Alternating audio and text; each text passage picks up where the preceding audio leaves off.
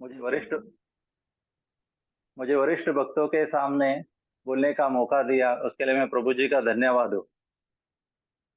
मैं एक साल, ये अक्टूबर 2024 2 तारीख को मुझे एक साल हो रही है जूम जपा ज्वाइंट करके। इससे पहले भी मैं जपा करता था, 1 डेढ़ साल पहले से ही। लेकिन मैं अकेला करता था कि मेरा वो उस टाइम विश्वास था कि मैं अकेला भक्ति कर सकता हूँ। अकेला भक्ति करने से अच्छा भक्त हो जाएगा भक्ति। लेकिन जब से मैं जूम जपा में ज्वाइंट हो गया, तभी मुझे थोड़ा रियलाइजेशन होने लगा अकेला भक्ति नहीं कर सकता। मैं पहले सत्संग में भी नहीं जाता था। सत्संग में मुझे बुलाया जाता था, फिर भी मैं नहीं जाता, या टेंपल में भी नहीं जाता। लेकिन एक बार मेंटी मीटिंग मेरे घर पे हुई, हमारे घर पे हुई। उन्होंने भी तभी रिक्वेस्ट किया था कि आप आ जाओ, एक बार आके सत्संग में आ जाओ, देख लीजिए कैसे है। तो फिर एक वो भी, फिर भी मैं 2 महीने के बाद जाने लगा सत्संग।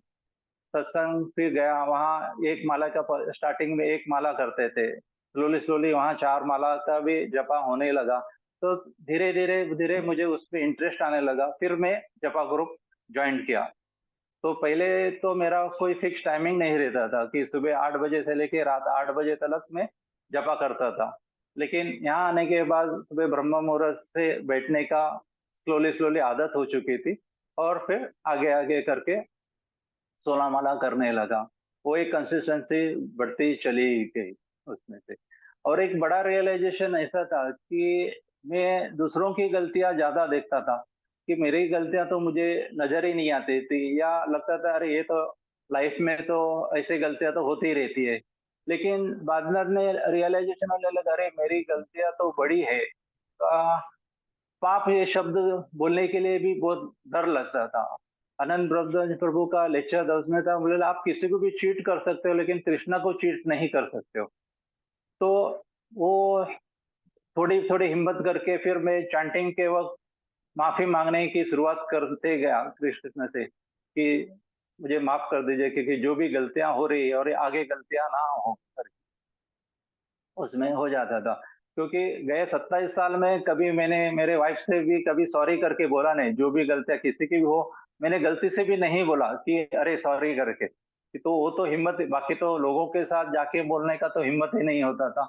तो लेकिन आज के तारीख में थोड़ा तो हिम्मत होने लगा कि मैं कम से कम कृष्णा जी से तो मैं माफी मांगने की शुरुआत कर दी थी। और दूसरा, भक्त वृंद से और संसद के साथ से एक बड़ा अनुभव है कि जब तक मन शुद्ध नहीं होता तो आपको कृष्ण भक्ति नहीं मिलेगी। तो मन शुद्ध होने के लिए आपको ये चैंटिंग और भक्तों का संग की बहुत जरूरत है, तभी आपको कृष्ण शुद्ध कृष्ण भक्ति मिलेगी। एक बहुत बड़ी एक लिंक है उसके साथ।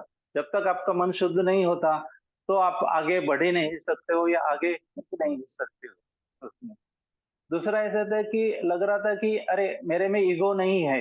लेकिन धीरे धीरे लगने लगा, अरे मेरे पास तो ईगो है ना, क्योंकि मेरे पास जो भी सक्सेस हुआ था तो उसको लग रहा था कि मैंने किया, मैंने 12 13 घंटा काम करता था, उसके वजह से मेरी ये सक्सेस है। उसमें भगवान की कुछ कृपा नहीं है।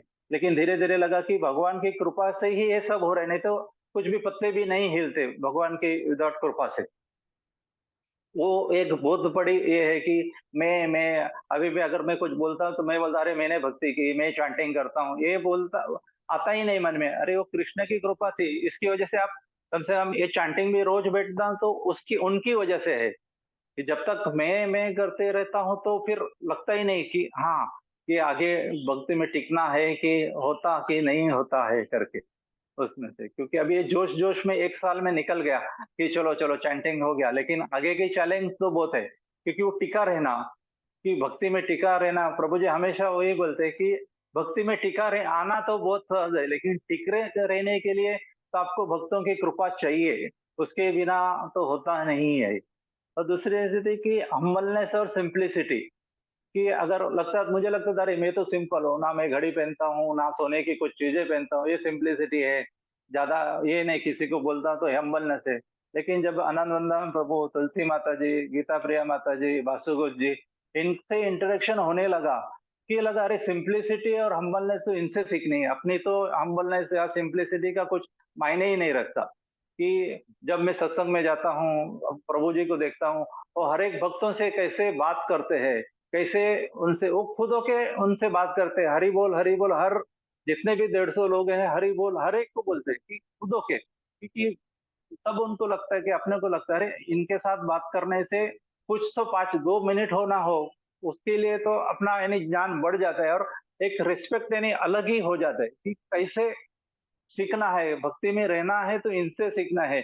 इतनी तकलीफ है उनको अभी फिर भी वो आते हैं सत्संग में, उधर खड़े रहते हैं, बैठते हैं, खड़े रहते हैं, बात करते हैं उसमें से इतने 2-2 घंटे वहाँ हमारे सत्संग में आ जाते हैं उसमें से। वो वाली बहुत ही बड़ी ये है कि संग में रहना और बड़ी रियलाइज यही है कि भक्तों के संग और ये तो मेरी इच्छा है कि भक्तों की कृपा मेरे में होते रहे और कि आगे का चैलेंज बहुत बड़ा है कि टिके रहना और भक्ति करते रहना करके। तो मेरी सबसे रिक्वेस्ट है कि कृपा बनाए रखे आनंद आनंद जी, तुलसी माता जी और गीता प्रिया वासु घोष प्रभु जी, तो मेरे विपुल प्रभु जी भी है, वो बहुत अच्छे समझ लेते हैं कि क्या तकलीफ है। मैं उनसे बेचते रहता हूँ कैसा हो जाता है, क्या करना है क्या नहीं करके उसमें से। तो धन्यवाद सभी के लिए। अगर कुछ ज्यादा कुछ बोल दिया तो क्षमा कीजिए मुझे, क्योंकि आदत नहीं है मुझे बोलना, ये फर्स्ट टाइम ही इतने बड़े फोरम में मैं बात कर रहा हूँ। हरे कृष्ण।